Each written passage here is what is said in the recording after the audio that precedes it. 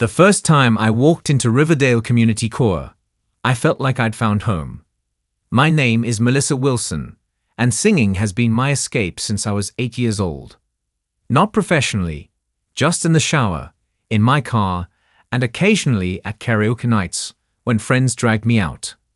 After my divorce last year at 36, I needed something to fill my suddenly empty Tuesday nights, and the flyer for the choir seemed like fate. Riverdale was known for being inclusive and welcoming. All voices welcome was their motto. The director, Thomas Hawthorne, had built a reputation for bringing together people from all walks of life and somehow making them sound like angels. The choir performed at local events, nursing homes, and the occasional regional competition. Nothing too serious, but respected enough in our mid-sized Midwestern town. On my first night, everyone seemed friendly. Jessica Parker, a soprano with bright red hair, showed me where to sit and helped me find my sheet music. The tenors behind me joked around, and even the altos, traditionally the most serious section, smiled warmly. I took my place among the sopranos, nervous but excited. Then I met Patricia Reynolds. Patricia wasn't the director, she was assistant choir director, according to the little gold pin on her immaculate blazer. She was probably in her 50s, with perfectly coiffed blonde hair and a strand of pearls that she touched constantly while speaking. When Thomas introduced me to the group, I noticed her eyes narrow slightly. "Melissa will be joining our soprano section," Thomas announced with a genuine smile. Patricia's thin lips formed an equally thin smile. "Wonderful. We're always looking for enthusiastic new members." The pause was slight but noticeable. "Have you had formal training, Melissa?" "Just high school choir," I admitted. "I see." 2 simple words, but loaded with judgment.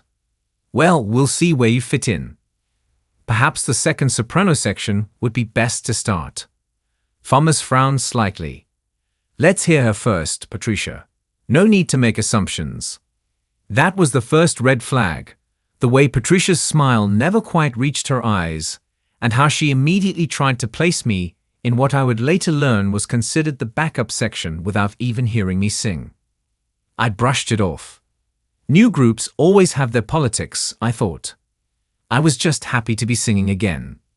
3 weeks into my time with the Riverdale Community Choir, I was settling in nicely. I'd made friends with Jessica and a few others, and even Thomas had complimented my sight-reading abilities.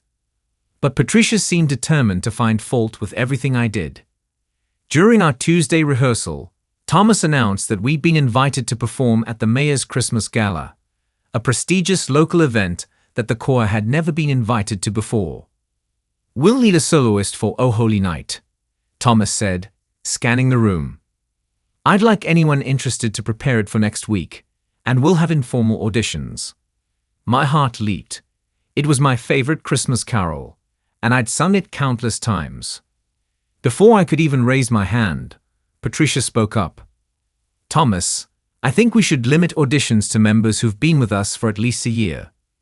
The Mayor's Gala is too important for experimenting." Her eyes flicked briefly toward me. Thomas looked uncomfortable. "Let's keep it open to everyone. Experience with the choir isn't the only factor." After rehearsal, I approached Thomas to express my interest in auditioning. Patricia materialized at his side like she'd been summoned. "Melissa dear," she said with that same tight smile, "I admire your enthusiasm, but O Holy Night requires significant vocal control and range. Perhaps next year, when you're more seasoned." "I'd still like to try," I said firmly. "Of course you can try," Thomas interjected. "Everyone who wants to audition will get a fair chance." Patricia's smile vanished. "Thomas, a word please." She pulled him aside, but I could still hear her hissing. "We can't have amateurs representing us at the gala. Elizabeth Dunham has been preparing this piece for months." "Elizabeth can audition too," Thomas said, loud enough for me to hear. "Fair is fair, Patricia." The following week, I arrived early to warm up before my audition. As I approached the practice room, I heard Patricia's voice. "Elizabeth, Darling, don't worry. This is just a formality. Thomas knows you're the obvious choice. Elizabeth Dunham, a tall woman with a permanent look of superiority, nodded confidently. When my turn came, Patricia made a show of checking her watch repeatedly during my performance. Afterward, her only comment was, "That was interesting. Thank you, Melissa." Thomas, however, seemed impressed, making notes without comment. 2 days later, the email went out. Elizabeth would be singing the solo. I wasn't surprised, but the postscript stung. "Melissa, please see Patricia about moving to the second soprano section. We feel your voice would blend better there." It wasn't about my voice at all. It was about not belonging to Patricia's inner circle. The next few weeks were increasingly uncomfortable. I had been reassigned to the second soprano section, despite Thomas's initial assessment of my range. Elizabeth paraded around rehearsals like royalty, while Patricia took every opportunity to correct my technique, always in front of others, always with that condescending smile. "Breathing from your chest again, Melissa. We've discussed this. Perhaps you should observe Elizabeth's technique." I bit my tongue and nodded, even though my breathing was perfectly fine. Jessica, who had become a good friend, rolled her eyes sympathetically. Then came the regional Christmas concert series. The choir would be performing in 5 different venues around the county, including our own town's historic theater. Patricia distributed the performance schedule and special instructions. "Melissa," she said loudly as everyone was reviewing their schedules, "I've put you in the back row for all performances. Your voice tends to stand out in a way that doesn't blend with the ensemble." It was a direct insult to my ability, and everyone knew it. A few people looked away awkwardly.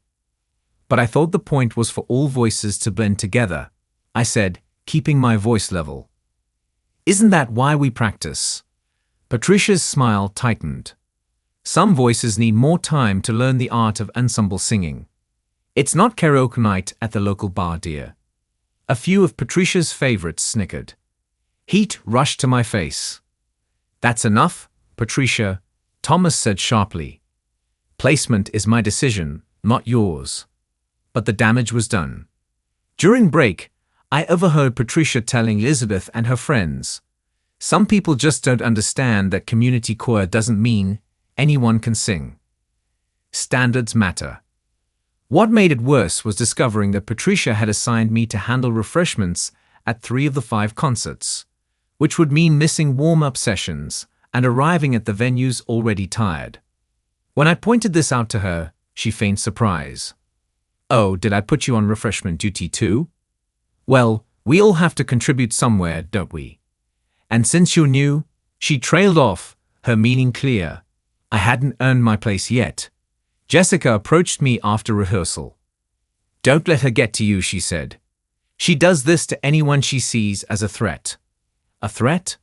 Me?" I laughed. "I heard you practicing last week," Jessica said seriously. "Your range is better than Elizabeth's, and Patricia knows it. She's been grooming Elizabeth for solos for years." Another choir member, Robert Mitchell, joined our conversation. "Patricia's been doing this for as long as I've been here," he confided. "Last year, she drove out a college music student because the girl corrected Patricia's pronunciation of a Latin phrase. Patricia made her life hell until she quit." I was starting to understand. This wasn't just about me being new. This was about power and control. The night of our first Christmas concert arrived. Despite Patricia's attempts to diminish my participation, I was determined to enjoy myself. I arrived early, helped set up the refreshments as assigned, and still made it to warm up on time, much to Patricia's visible disappointment. The concert went well. Elizabeth's solo performance of "O Holy Night" was technically proficient but safe. No risks, no heart. Still, Patricia beamed like a proud mother throughout. As we were packing up, Thomas approached me. "Melissa, how would you feel about taking a small solo in Carol of the Bells for tomorrow night's performance? Just the descant in the final verse. Elizabeth's voice is showing some strain." Before I could answer, Patricia intercepted. Thomas, I've already asked Bethany to cover if needed. Melissa doesn't know the descant. This was a lie. I'd learned all parts, as most of us had. Actually, I do know it, I said quietly. Thomas looked between us, clearly tired of the tension. Good, then it's settled. Melissa will take the descant tomorrow if Elizabeth needs to rest her voice. Patricia's face flushed with anger. As Thomas walked away, she turned to me. Listen carefully, she hissed, all pretense of politeness gone. You may have fooled Thomas with your eager beaver attitude, but this is my core. I've built this soprano section over years, and I won't have some divorcee with no formal training waltz in and disrupt what we've created. I stepped back, shocked. How did you, small-town Melissa? I know the elementary school where you teach. I know about your failed marriage. I know you look desperate for somewhere to belong. But you don't belong here. Her words hit like physical blows. I hadn't told anyone in the Corps about my divorce or where I worked. The mayor's gala is my project, she continued. I secured that invitation through my husband's connections. If you think you're performing any solo there, think again. I stood frozen as she walked away, greeting other choir members with her fake smile, as if our conversation had never happened. On my drive home, tears blurred my vision. I joined the choir to find joy again, not to be bullied and threatened. For a moment, I considered quitting. Why subject myself to this? But something in me hardened. I thought of my students, how I taught them to stand up to bullies, to use their voices. What kind of example would I be setting if I slunk away defeated? By the time I reached home, I'd made my decision. Patricia Reynolds was not going to drive me out. Instead, I was going to find a way to stand my ground, and maybe even change things for others who might come after me. The next morning, I called Jessica. I need your help, I said, explaining what had happened.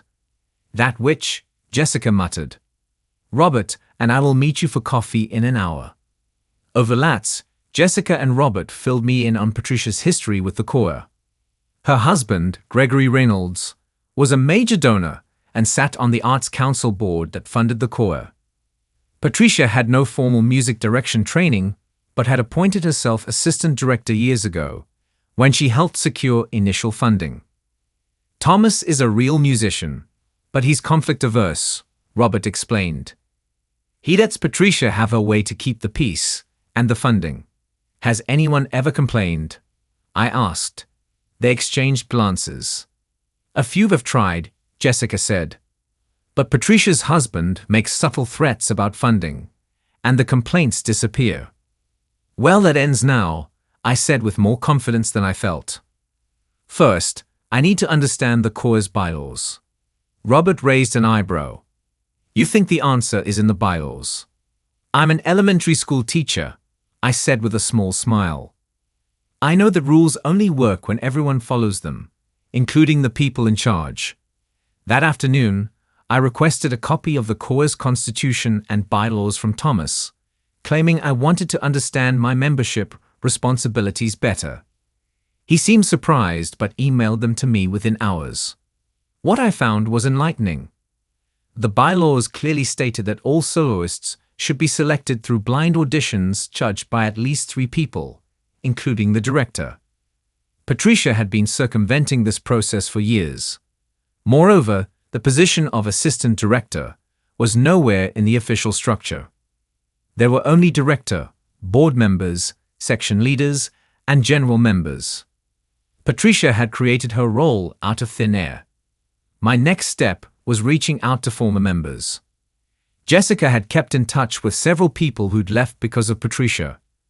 Many were initially reluctant to speak, but once I explained that I was building a case, not just complaining, they opened up. Amelia Johnson had left after Patricia had spread rumors that she was emotionally unstable following her mother's death. David Thompson had been told his vibrato was too distracting after he questioned Patricia's interpretation of a piece. The college music student, Lily Rodriguez, had emails from Patricia criticizing her ethnicity as not fitting the choir's traditional image. Each story was worse than the last, revealing a pattern of discrimination, favoritism, and abuse of power. Meanwhile, I continued attending rehearsals, keeping my head down, but documenting every questionable decision and comment Patricia made. I recorded rehearsals, perfectly legal in our state with one-party consent, and kept a detailed log. The mayor's gala was 3 weeks away, and Patricia was becoming more controlling than ever. But now, instead of feeling defeated by her behavior, each petty action just added to my growing case against her. 2 weeks before the mayor's gala, I made my move. I compiled a comprehensive document detailing Patricia's pattern of behavior, complete with testimonials from current and former members, recordings, and evidence of her violations of the Corps' bylaws. I requested a meeting with the Corps' board, not including Patricia or her husband, and Thomas. This was the tricky part. If Thomas refused, my plan would falter. To my relief, he agreed, though he seemed nervous about the secrecy. The night before the board meeting, I received a text from an unknown number. "Back off if you know what's good for you." G. Reynolds. Patricia must have sensed something was happening. But it was too late to intimidate me now. The board meeting was tense. 5 board members sat around a table in the community center's conference room, expressions ranging from curious to annoyed. Thomas sat apart, looking uncomfortable. "Thank you for meeting with me," I began. "I've discovered some concerning patterns that I believe are harming the Corps and violating our own constitution and bylaws." For the next 30 minutes, I presented my evidence methodically. The audio recordings were particularly damning. Patricia calling members talentless, mocking accents, and openly discussing how to prevent certain people from getting solos. "This isn't just about me," I concluded. "It's about the dozens of talented people who've been driven away. It's about what this Corps claims to stand for, inclusivity and community, versus what it's become under Patricia's influence." The board members looked stunned. One of them, an older woman named Margaret, spoke first. "I had no idea it was this systematic," she said quietly. "We've heard complaints before, but they were always presented as isolated incidents." "Because that's how Patricia operates," I explained. "She isolates people and makes them feel like they're the problem." Thomas finally spoke up. "I've allowed this to continue because of the funding concerns," he admitted. "But hearing it all together like this, I can't in good conscience ignore it anymore." The board voted unanimously to remove Patricia from her self-appointed position as assistant director and to review her husband's position on the Arts Council board due to the threatening text he'd sent me, which I'd forwarded to the board chair. News travels fast in small communities. By the next rehearsal, everyone knew something had happened, though the details were still under wraps. Patricia arrived looking smug as ever, but her expression faltered when Thomas asked to speak with her privately before rehearsal. When they returned, Patricia's face was ashen. Thomas addressed the Corps. "There will be some structural changes effective immediately," he announced. "We'll be returning to our founding principles of inclusivity and merit-based opportunities. All solo auditions for the mayor's gala will be reheld, blindly, with a panel of judges." Patricia stood rigid beside him, a pearl necklace clutched in a white-knuckled grip. Additionally, Thomas continued, "The unofficial position of assistant director has been eliminated. Patricia will continue as a regular member of the soprano section." A collective gasp went through the room. Elizabeth and her friends looked horrified. Jessica caught my eye and gave me a tiny thumbs up. Patricia, attempting to maintain dignity, took her regular seat, but the damage to her authority was done. People who had previously deferred to her now spoke freely, suggesting alternative interpretations of the music.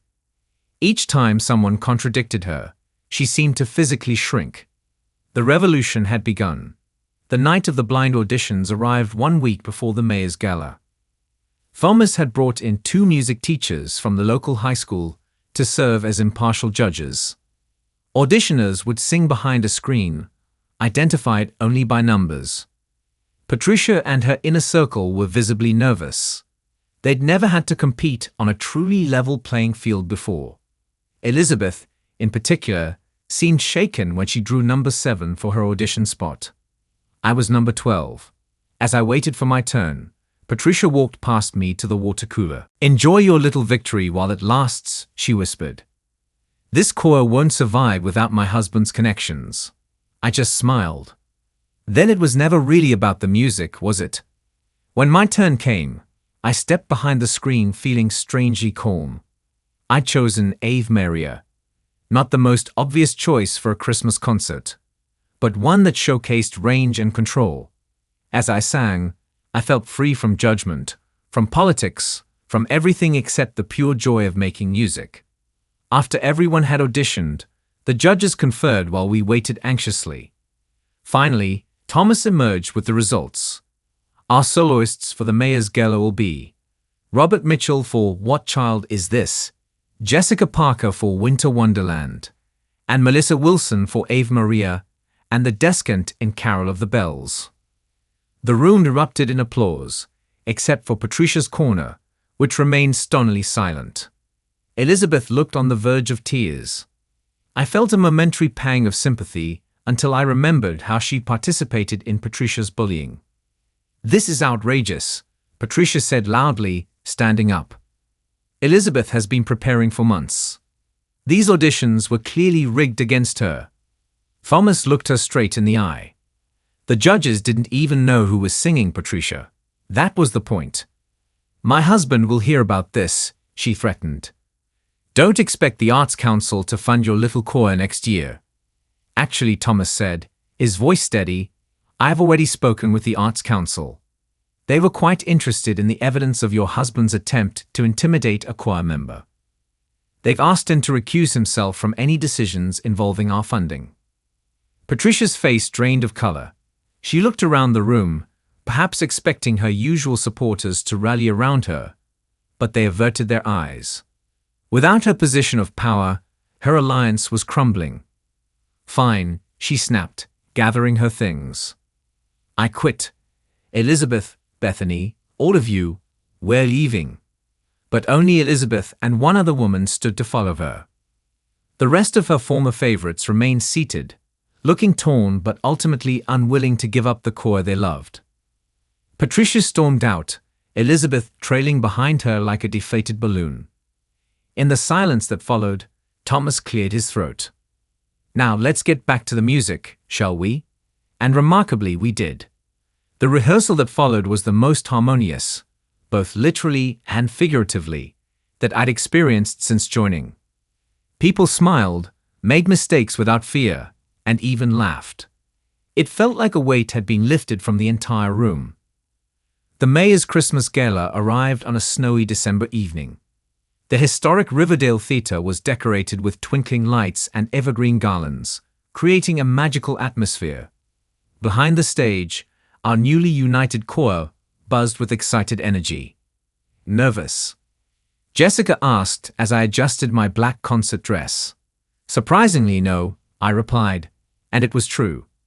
After everything that had happened, singing a solo seemed like the easy part. From my position on stage, I could see the mayor and his wife in the front row. And there, several rows back, Patricia and Gregory Reynolds sat stone-faced. They'd come to witness our failure, no doubt. Thomas raised his baton, and we began. From the first note, I could feel that something was different. We weren't just singing well, we were singing with joy, with heart. The audience felt it too. I could see it in their faces. When my solo came, I closed my eyes briefly, centered myself, and let my voice soar. The acoustics in the old theater were perfect, carrying every nuance throughout the hall.